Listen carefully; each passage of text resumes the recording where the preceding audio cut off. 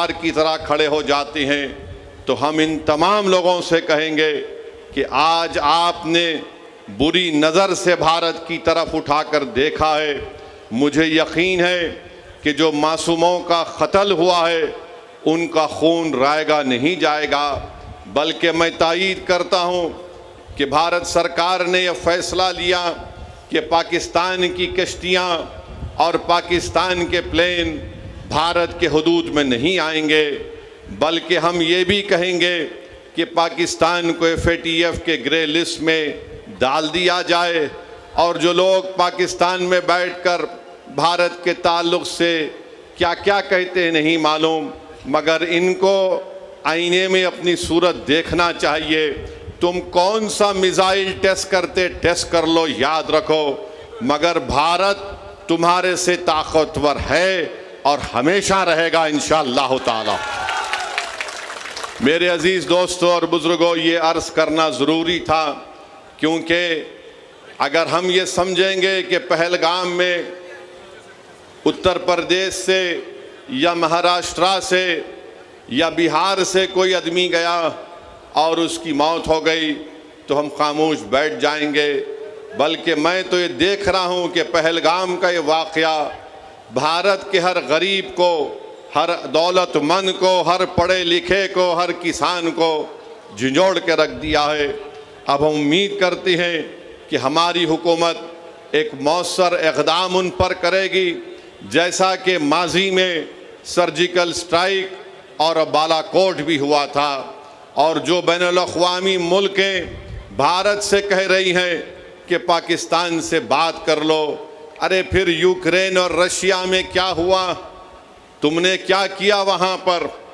मेरे अजीज़ दोस्तों और बुज़ुर्गों, ये एक हसास मसला है और इस मसले के ऊपर हमको एक होकर खड़े होना है। ये ज़रूरी है कि हम तमाम लोग ऐसे वक्त पर अपने इत्तेहाद को मजबूत रखें, और जो लोग इस दहशतगर्दाना हमले के बावजूद भी हिंदू मुस्लिम की बातें कर रहे हैं, मैं उनसे कहूँगा कि अहमकों की दुनिया में बसने वालों, तुम भारत को कमज़ोर करने का काम कर रहे हो।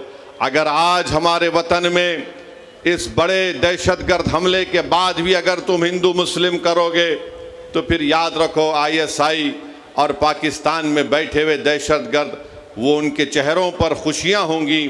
तो उनसे भी कहेंगे कि तुमको जो कुछ अनाप शनाप बकना है, थोड़े दिन खामोश बैठ जाओ, ताकि हम एक मौसर जवाब दे सकें, ताकि हमेशा के लिए इस देश में दहशतगर्दी का खात्मा हो सके।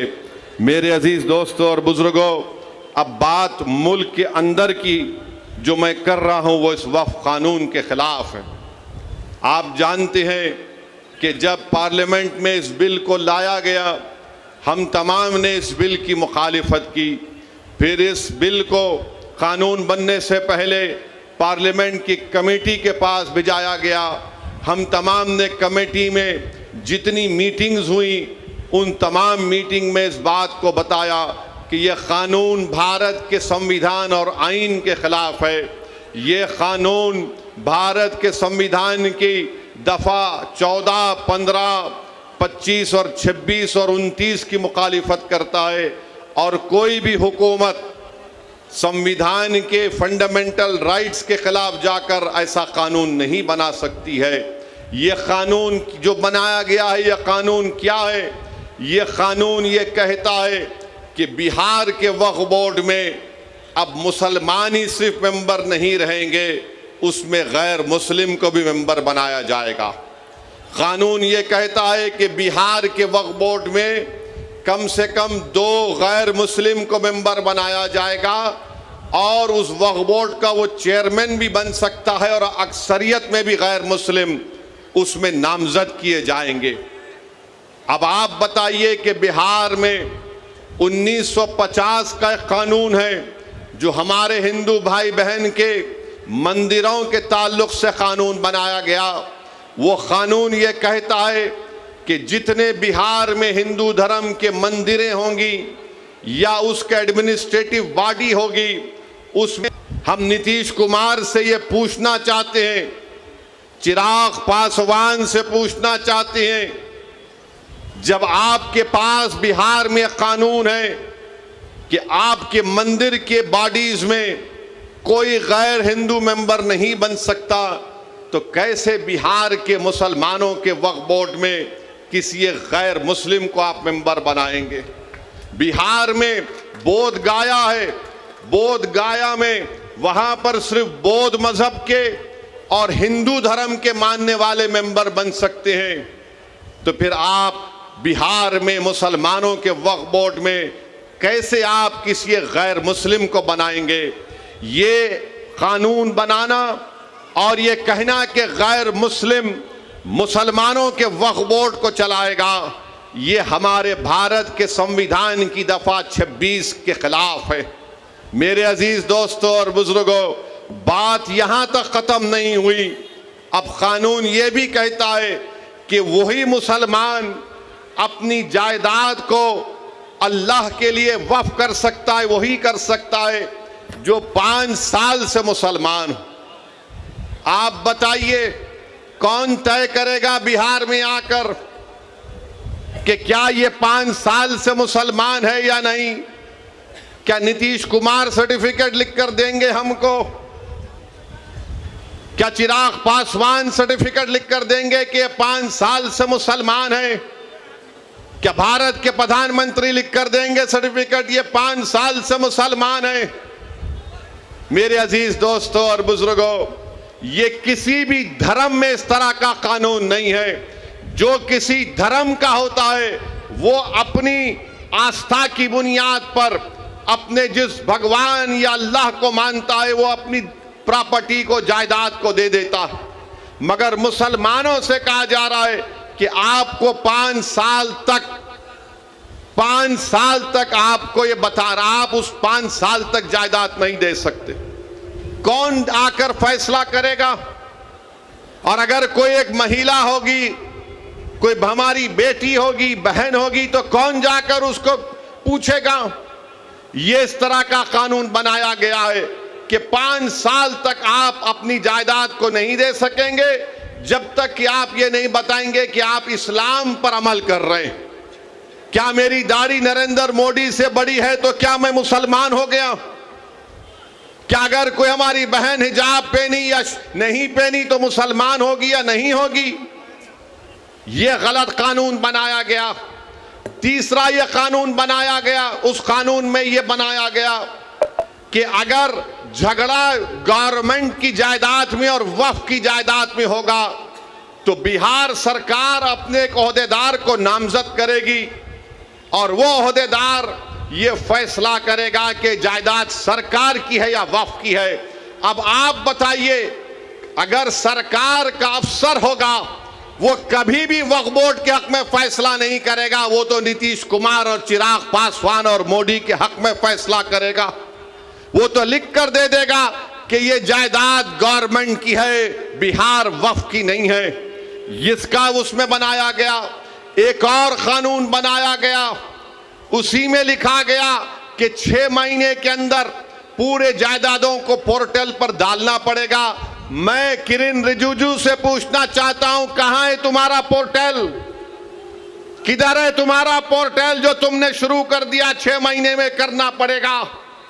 मेरे अजीज दोस्तों और बुजुर्गों, इस कानून में यह कहा गया कि अगर कोई मुसलमान अपनी जायदाद को वक्फ औलाद करना चाहता है, यानी मालिक अल्लाह रहेगा मगर उस जायदाद का फायदा वो कहेगा कि मेरी औलाद को मिलेगा, तो मोदी ने कानून बनाया, अगर उस वक्फ करने वाले की जायदाद में वो वक्फ करने से पहले अगर उसकी बेटी होगी तो वो बेटी का हक मार कर नहीं दे सकता है।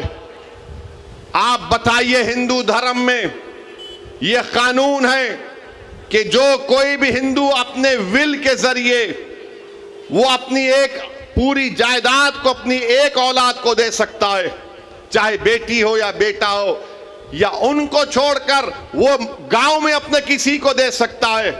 जब वहां पर आप वो सहूलत है तो फिर मुसलमानों को ये आप क्यों कर रहे हैं?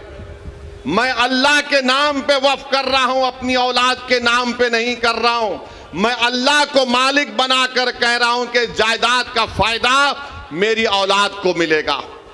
तो यानी अगर जिस मुसलमान की बेटी होगी वो अल्लाह के नाम पर वक्फ नहीं कर सकेगा, यह कानून बना दिया गया। यह कानून यह भी बना दिया गया कि अगर ईदगाह होगी, कब्रस्तान होगा, मस्जिद होगी, दरगाह होगा, खानकाह होगी, इमाम बाड़ा होगा, कोई भी कलेक्टर को जाकर ये कह देगा कि इसको वक्फ की जायदाद रजिस्टर मत करिए, ये मस्जिद नहीं है, ये दरगाह नहीं है, ये खानकाह नहीं है, ये इमाम बाड़ा नहीं है, ये ईदगाह नहीं है, तो कलेक्टर जिस दिन इंक्वायरी ऑर्डर करेगा उस वक्त से वो जायदाद वक्फ नहीं रहेगी। तो कलेक्टर को खाली इंक्वायरी लिखना पड़ेगा, हम अपनी जायदाद से महरूम हो जाएंगे, हम अपनी जायदाद से महरूम हो जाएंगे। और कलेक्टर इंक्वायरी मुकम्मल करने का कोई टाइम नहीं है, कोई वक्त नहीं दिया गया। कलेक्टर सुबह क़यामत तक इंक्वायरी चलते रहेगी, मगर हम तो अपनी दरगाह और मस्जिद से महरूम हो जाएंगे। यह कानून बनाया गया। फिर बीजेपी, नीतीश कुमार की पार्टी के लोग, चिराग पासवान के लोग बोलते कि वक्फ की जायदाद पर कब्जा हो गया, वक्फ की जायदाद को लूट लिया गया। अरे भैया, आपने कानून ये बनाया कि जो वक्फ की जायदाद पर नाजायज तौर पर कब्जा करके 12 साल से बैठा हुआ है, मोदी उसको मालिक बना रहे हैं, बल्कि वो मालिक बन चुका है अभी। तो बीजेपी, नीतीश कुमार, चिराग पासवान झूठ बोल रहे हैं, हमसे हमारी जायदादों को छीन रहे हैं। जो हमारी जमीन पर, वक्फ की जमीन पर कब्जा करके बैठा है, वो 12 साल अगर हो गए तो मालिक बन रहा है। वक्फ इवैक्यू प्रॉपर्टी है कि जो लोग भारत को छोड़कर किसी और जगह पर चले गए, उन्होंने कहा कि मैं अपना घर, अपनी जमीन, अपनी खेत वक्फ कर रहा हूं। तो आज मोदी ने कानून बना दिया कि वक्फ इवैक्यू नहीं होगा, ये गवर्नमेंट उसकी मालिक बनेगी, और गवर्नमेंट उसकी मालिक बन चुकी है।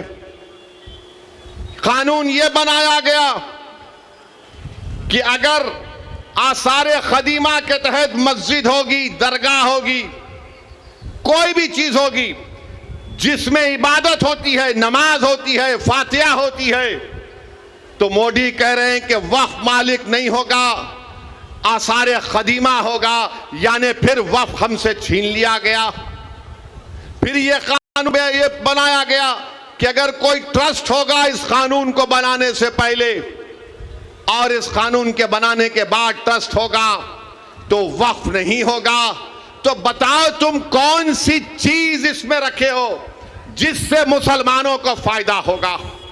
और आपको जानकर तकलीफ होगी कि मोदी ने कानून बनाया जिसकी तायीद चिराग पासवान ने और नीतीश कुमार और चंद्रबाबू नायडू ने की, कुशवाहा साहब ने की। क्या कानून बनाया? अगर कोई वक्फ की जायदाद को धोखे से बेचता है तो पहले उसको सजा थी 2 साल की, बेजमानत नहीं मिलती थी। आज मोदी ने कह दिया, प्यारे तू लूट ले वक्फ की जमीन को और 6 महीने की सजा तुझको मिलेगी, 2 साल की नहीं मिलेगी और तुमको जमानत मिल जाएगी। मैं पूछना चाहता हूं नीतीश कुमार से, चिराग पासवान से, चंद्रबाबू नायडू से, कुशवाहा साहब से, कुमारस्वामी साहब से, जयंत चौधरी साहब से, अरे एक चीज तो बताओ जो इससे मुसलमानों को फायदा होगा। आपने कानून बनाया सिर्फ मुसलमानों की जायदादों को लूटने के लिए, हमारी मस्जिदों को छीनने के लिए, हमारी दरगाहों को छीनने के लिए। तो मेरे अजीज दोस्तों और बुजुर्गों, मोदी ने कानून ऐसा बनाया है कि हमारे ईमान पर हमला हो रहा है, हमारी मस्जिदों पर हमला हो रहा है, हमारे खानकाहों पर, दरगाहों पर, इमाम बाड़ों पर हमला हो रहा है, और हम खामोश नहीं बैठ सकते। इसीलिए all India Muslim personal law board ने इस बात का ऐलान किया कि मुल्कगीर पैमाने पर हम इस काले कानून के खिलाफ एहतजाज दर्ज करेंगे। और एहतजाज हो रहा है, एहतजाजी जलसे हो रहे हैं, आइंदा भी होगा। तो मेरी आप तमाम से ये गुजारिश है कि आप इस एहतजाज में शिरकत करिए। हम उस वक्त तक एहतजाज करेंगे जब तक कि मोदी की हुकूमत इस काले कानून को वापस नहीं ले लेती। हम एहतजाज इसलिए कर रहे हैं कि जिस जमीन का, जिस मस्जिद के लिए हम एहतजाज कर रहे हैं, उसका मालिक अल्लाह है। हम हरगिज किसी भी हालत में इस मस्जिद को, इस दरगाह को, इस जमीन को जिसका मालिक अल्लाह है, हम हुकूमत को ये नहीं इजाजत दे सकते कि आप उस पर कब्जा करके वक्फ बोर्ड को नुकसान पहुंचाएं। और याद रखिए, वक्फ एक इबादत है, नमाज रोजा एक इबादत है, कुरान की तिलावत भी एक इबादत है, मगर वक्फ भी एक इबादत है। हुकूमत ने ऐसा कानून बनाया ताकि हमसे हमारी इबादत करने का तरीका भी छीन लिया जाए। तो मैं आपसे अपील कर रहा हूं कि मुसलमानों के खिलाफ ही इस तरह का कानून बनाया गया है। हुकूमत तंग नजरी के मुजाहरे कर रही है। हुकूमत संविधान के खिलाफ, जिसको बाबा साहेब अम्बेडकर ने बनाया, इस तरह का गलत कानून बनाकर हुकूमत ये बताना चाह रही है कि हम वक्फ की जायदादों को हासिल कर लेंगे। हम में जितनी जान है, इंशाअल्लाह ताला हम तमाम मिलकर पुरअमन तरीके से, जमहूरी तरीके से हम इस काले कानून की मुखालिफत करेंगे। मेरी आपसे गुजारिश है कि आप पर्सनल लॉ बोर्ड के एहतजाजी प्रोग्राम पर अमल करें। और आप तमाम से हम अपील कर रहे हैं कि हम एहतजाज करेंगे। नीतीश कुमार भी जान ले, चिराग पासवान भी जान ले कि हम हर चीज को बर्दाश्त कर सकते हैं, मगर जो चीज का मालिक अल्लाह है, हम हुकूमत को उसका मालिक बनने नहीं देंगे। जिस जगह पर हमने अल्लाह अकबर कहकर मस्जिदों को आबाद किया, हम उस जगह को वीरान होने नहीं देंगे। जिस जगह पर हमारे बुजुर्ग उन कब्रस्तानों में आराम से सो रहे हैं, हम उस जगह पर तुमको छीनने नहीं देंगे। याद रखो, ये एक ऐसा मसला है कि हम खामोश नहीं बैठेंगे, हम एहतजाज करेंगे। और उस वक्त तक एहतजाज होगा इंशाअल्लाह जब तक कि हुकूमत इस काले कानून को वापस नहीं ले लेती है। तो मेरे अजीज दोस्तों और बुजुर्गों, क्या आप पूरा साथ देंगे all India Muslim personal law board का? हाथ उठाकर जवाब दीजिए। बहुत बहुत शुक्रिया। तो जारी रखेंगे और नीतीश कुमार को, चिराग पासवान को, नरेंद्र मोदी को इंशाअल्लाह ताला एक सियासी तौर पर उनको पैगाम मिलेगा कि बिहार हो या भारत हो, यहाँ पर हर मुसलमान, हर हमारा वो हिंदू भाई और बहन जो संविधान को मानता है, वो इस बात की इजाजत नहीं देता है कि क्या आप किसी के मजहब पर चलने से किसी को रोक दें। अरे जो कानून बिहार में मंदिरों के लिए अगर अच्छा है, तो बिहार के मुसलमानों के लिए अच्छा क्यों नहीं हो सकता? जो कानून बोध गया के लिए अच्छा है, तो फिर वो कानून बिहार के मुसलमानों के लिए क्यों अच्छा नहीं हो सकता है? तो मेरे अजीज दोस्तों और बुजुर्गों, आप ये झूठा प्रोपेगेंडा टीवी पर बैठकर, बाज लोग बीजेपी की तरफ से आ जाते हैं, एनडीए की तरफ से आ जाते हैं। ये ऐसे अहमक लोग हैं जिनको कानून के बारे में एक लफ्ज नहीं मालूम। मैं आज भी चैलेंज कर रहा हूं बीजेपी को कि बताइए, आप इसमें एक ऐसा सेक्शन बताइए जिससे मुसलमानों को फायदा होगा। मोदी बोलते हैं कि गरीबी मुसलमानों में खत्म हो जाएगी। क्या आपने 11 साल में गरीबी का खात्मा किया? क्या आपने 11 साल में भारत में गरीबी का कोई खात्मा किया? कुछ नहीं किया। तो अल्लाह हमारे गुनाहों को माफ करता है। फलाह की सदाएं देते, तो अल्लाह हम पर नजरों से देखता है। तो हमारा क्या फायदा है? हमारा फायदा मस्जिदों को आबाद करने से। आपको लगता है कि पैसे तुमको कितने मिले? अरे अल्लाह के घर को जब हम आबाद करते हैं तो हम पैसों के लिए नहीं, दीन और दुनिया की कामयाबी के लिए करते हैं। अगर हम किसी के खानखा को जाते हैं तो पैसों के लिए नहीं जाते और अपने नफ्स को साफ करने के लिए जाते हैं। अगर हम ईदगाह को जाते हैं तो 3 दिन के रोजे रखने के बाद हम अल्लाह का शुक्र अदा करने के लिए ईद की नमाज पढ़ने के लिए ईदगाह को जाते हैं। अगर कोई हमारे शिया लोग अपने इमाम बाड़ों में मातम करते हैं तो के उस कुर्बानी को याद करके मातम करते हैं, उसमें पैसों के लिए नहीं, उनकी याद मनाने के लिए जाते हैं।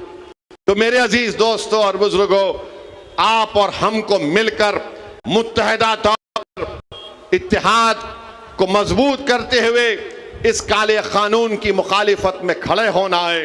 और मैंने पर भारत की पार्लियामेंट में इस कानून की कॉपी को फाड़ा, इसलिए फाड़ा क्योंकि गांधी ने उस वक्त सफेद फार्म अफ्रीका में कानून बनाया गया था, तो गांधी ने भी उस कानून को फाड़ा था और उस कानून को जलाया था।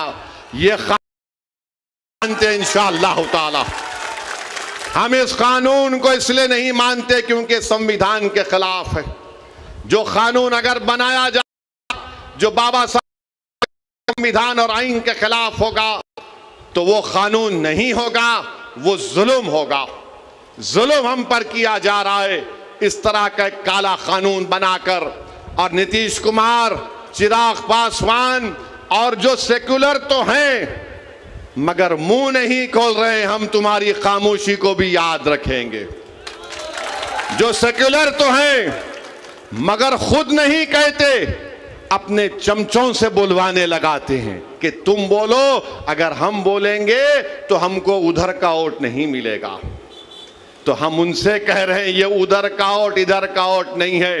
तुमको अगर भारत से मोहब्बत है, भारत के संविधान से मोहब्बत है, तो तुमको बोलना पड़ेगा। तुम्हारे चमचों के बोलने से कोई फर्क नहीं पड़ता। बोलो, खुलकर बोलो। ये कानून मुसलमानों की मस्जिदें और दरगाहें और खानकाहें छीनने के लिए बनाया गया। मेरे अजीज दोस्तों और बुजुर्गों, हम उम्मीद करते हैं कि इंशाअल्लाह ताला अल्लाह अपने फजलो करम से इस काले कानून को अल्लाह हुकूमत के जरिए वापस दिलवाएगा। और मेरे अजीज दोस्तों और बुजुर्गों, मैं आपसे ये भी कहना चाह रहा हूँ कि तौसीफ आलम साहब आज अल्हम्दुलिल्लाह मजलिस इत्तेहादुल मुस्लिमीन में शामिल हो चुके हैं। मैं आपको ये बताना चाह रहा हूँ कि मजलिस इत्तेहादुल मुस्लिमीन ने फैसला लिया है कि इंशाअल्लाह ताला आइंदा जब विधानसभा के चुनाव होंगे तो बहादुरगंज से इंशाअल्लाह तौसीफ आलम साहब मजलिस इत्तेहादुल मुस्लिमीन के उम्मीदवार भी होंगे। और इंशाअल्लाह ताला आप तमाम लोग उनको अपनी दुआ और वोटों से यहाँ से अपना नया विधायक और एमएलए भी मुंतखब करेंगे। मुझे इस बात की पूरी उम्मीद है कि 4 भाग गए थे अपना ईमान बेचकर, ये 4 भाग गए थे, अब इंशाअल्लाह 24 आएंगे इंशाअल्लाह ताला। 24 आएंगे और जिन्होंने को भगाया बिहार में इंशाअल्लाह ताला, महाराष्ट्र में शिवसेना के एमएलएस को तोड़ दिया शिंदे ने तो सबने कहा जमहूरियत का कत्ल हो गया। कर्नाटका में बीजेपी ने कांग्रेस की हुकूमत को तोड़ा तो सबने कहा जमहूरियत का कत्ल हो गया। मध्य प्रदेश में कांग्रेस के एमएलए को खरीद लिया तो सबने कहा ये जमहूरियत का कत्ल हो गया। तुमने सीमांचल की जनता के ख्वाबों को चुकनाचूर किया। हमारी लड़ाई सीमांचल की थी और हमेशा रहेगी इंशाअल्लाह ताला। तुमने असदुद्दीन ओवैसी, अख्तर उल ईमान की पीठ कर खंजर नहीं घोपा। तुमने सीमांचल के उन गरीबों पर, उन हमारे नौजवानों के सीनों पर तुमने खंजर मारा है जो सीमांचल में इंसाफ की लड़ाई लड़ रहे थे। मगर याद रखो ये 4 बुज़दिल थे, ये 4 ज़मीर फरोश थे। तो खरीदने वाला भी ज़मीर फरोश है, खरीदने वाला भी कमजोर है। अरे जो बिकने तैयार थे वो बिक गए, जो नहीं बिके वो तुम्हारे सामने खड़ा है। और जब तक अल्लाह जिंदा रखेगा सीमांचल की लड़ाई हम लड़ते रहेंगे इंशाअल्लाह ताला। और याद रखो राजद वालों, तुमने 4 को खरीदा ना, इंशाअल्लाह ताला तुम भिखारी बन के अख्तरुल ईमान और तौसीफ आलम के घर को आओगे। हम तुमको बताएंगे कि सीमांचल के इंसाफ कैसे होता है। अरे तुम इन सीमांचल की जनता ने पतंग छाप कोड दिया है, और पतंग छाप कोड इसलिए दिया क्योंकि सीमांचल की जनता गयूर जनता है।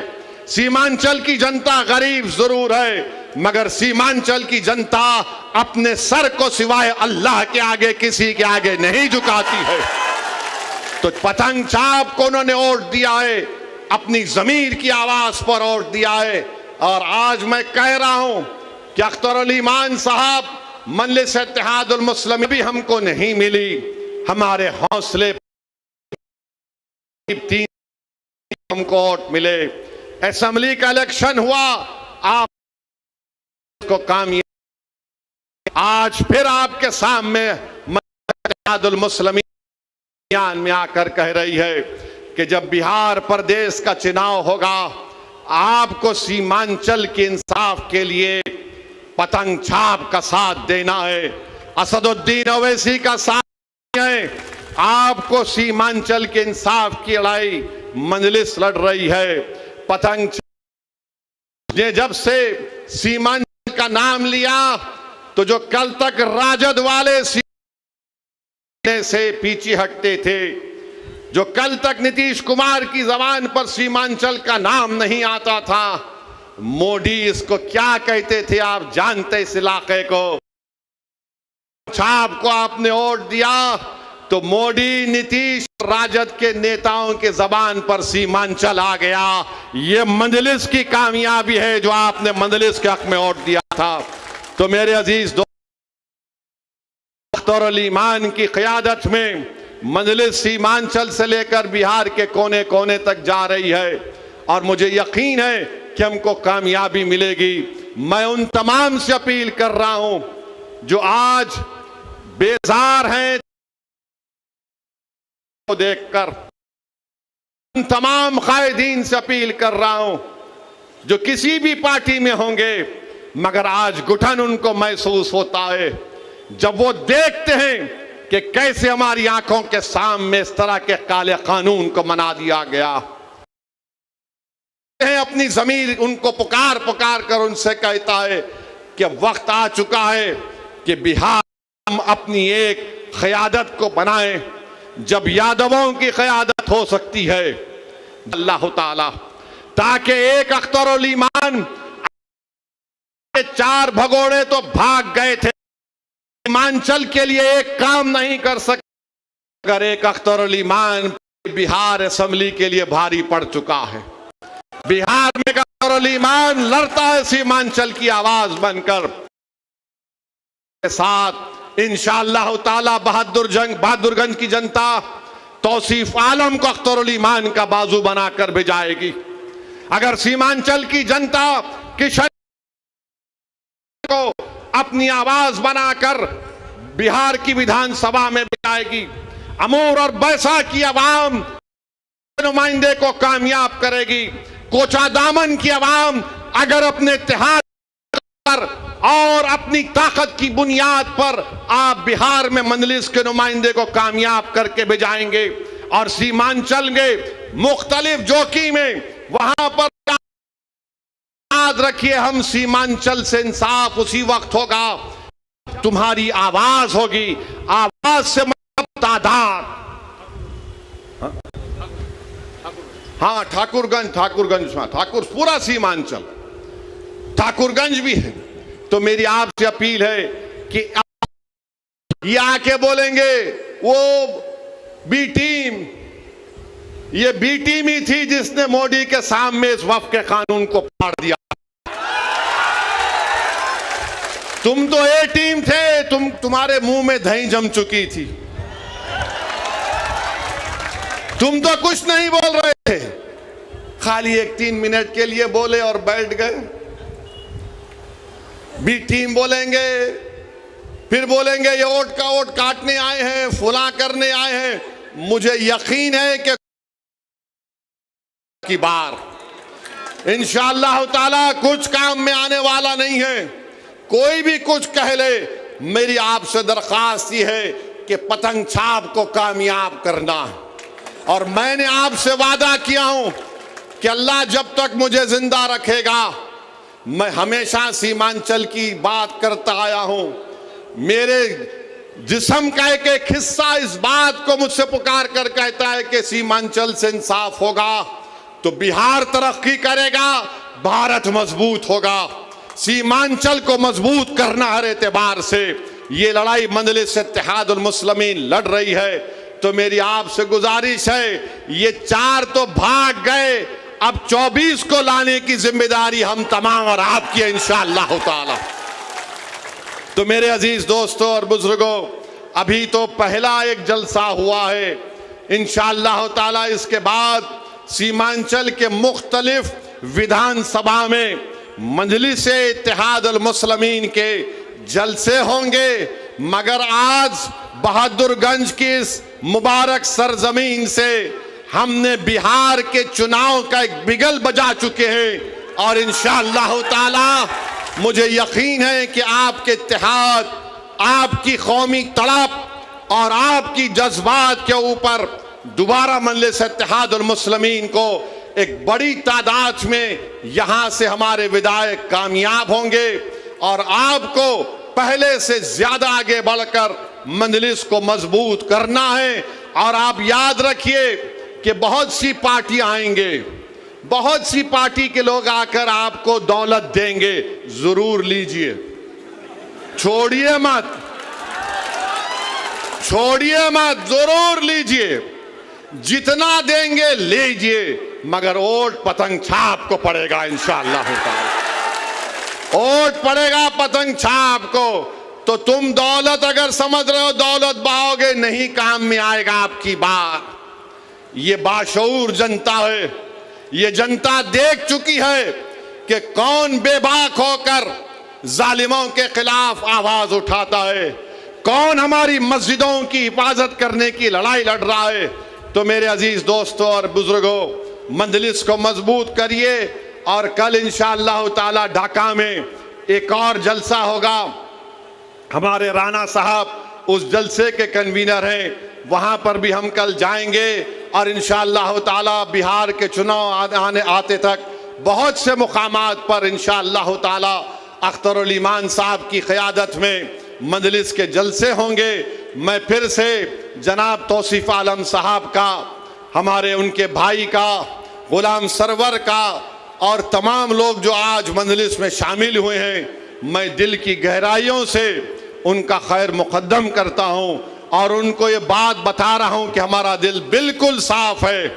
आप हमारे भाई हैं, थे और हमेशा रहेंगे। यहाँ पर बहादुरगंज में, यहाँ पर तौसीफ आलम की कामयाबी, असदुद्दीन ओवैसी की कामयाबी होगी। और आपका बेहद शुक्रिया, आप तशरीफ़ लाए। मैं हमारे मीडिया के लोगों से बोलूँगा कि आप आ जाइए, आपसे भी थोड़ा बातचीत कर लेंगे, क्योंकि मीडिया को शिकायत रहती है कि हम बात नहीं करें। तो अगर मेरी तकरीर में आपको कोई बात नहीं बोला हूँ तो आप आइए। और आवाम से भी अपील करता हूँ कि मीडिया को यहाँ पर आकर मंच पर हमसे थोड़ी देर बात करने का मौका इनको मिले। अख्तिताम इस नारे पर होगा, नारे तकबीर, नारे तकबीर। सीमांचल की जनता, सीमांचल की जनता, बहादुरगंज की जनता, सलाम वालेकुम।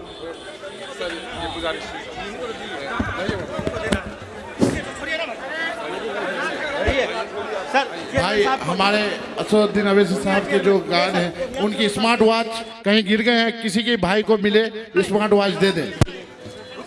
भाई हमारे जो प्रशासन के लोग के एक स्मार्ट वॉच गिर गए हैं, कोई भाई को अगर मिले तो वो दे दें स्मार्ट वॉच।